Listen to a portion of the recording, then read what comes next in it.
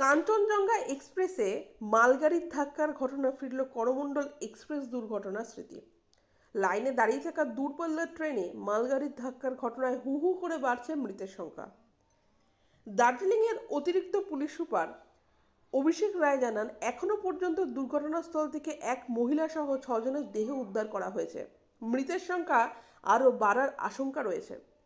জখম হয়েছেন অন্তত 30 জন। দুর্ঘটনাগ্রস্ত ওই দূরপাল্লার ট্রেনটিতে বহু যাত্রী এখনো আটকে থাকার আশঙ্কাও করা হচ্ছে।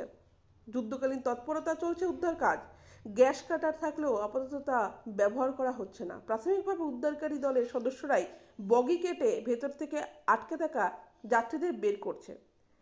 আহতদের উদ্ধার করে শিলিগুড়ি মেডিকেল কলেজ ও হাসপাতালে নিয়ে যাওয়া হয়েছে।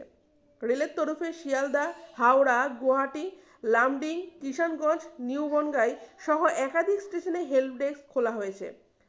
নিউ জলপাইগুড়ি স্টেশনের এমার্জেন্সি নাম্বার 916287801758।